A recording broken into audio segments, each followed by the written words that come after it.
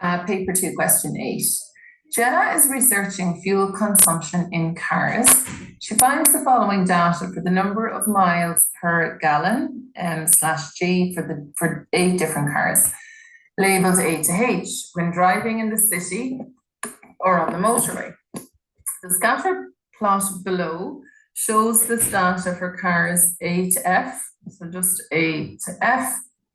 Using this data in the table above, plot and label points to represent cars G and H on the scatter plot.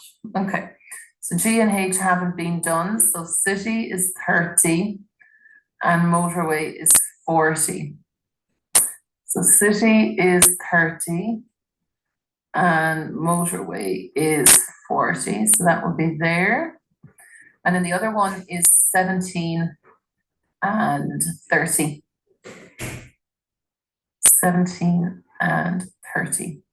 Okay, so that's that bit done. It says on the scatter plot, draw the line of best fit for the data by eye. Now, of course, yes, we can draw it by eye, but I would have explained before that you can cheat a little bit here in that you can find the midpoint of the x's and the midpoint of the y's. So I'm going to menu 2, so into my statistics. Excuse me, and then I'm pressing number 2, and what I'm going to do is I'm going to type in the data here in front of me. So I'm going to do 22, 27, so I'm just typing it into that table on my calculator. 27, 24, 16, 15, 21, 30, and 17. Now I scroll over to the second column and I'm going to do the same thing again, putting in my 34, 38, 34, 27, 24, 30, 40, 30.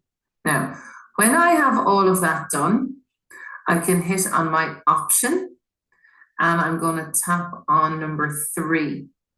Now, when I do that, I get 21.5 as my average for the x's, and my average for the y's looks like 32, a better int of this. Obviously, so just pass sheet and dotting to that to be as best as possible in between all of my dots.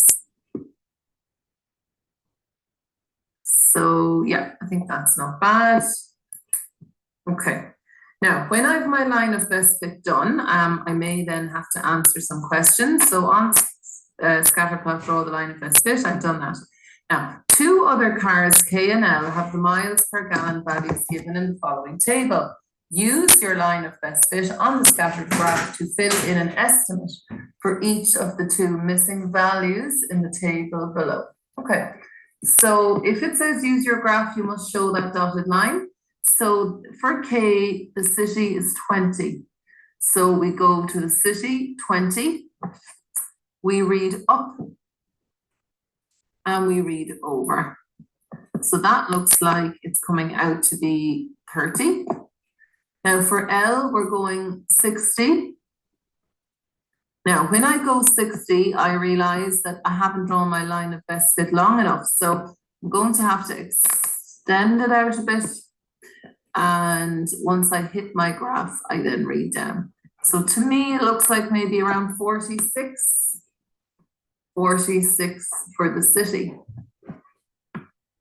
Now, based on the data given, would you be more confident in the value you estimated for K or L? Give a reason for your choice. Well, I would be more confident with K, and the reason is because when I was doing L, it was 60. And as you can see, 60 is quite far away from all my other values. So I'm kind of making a prediction that is outside of my values.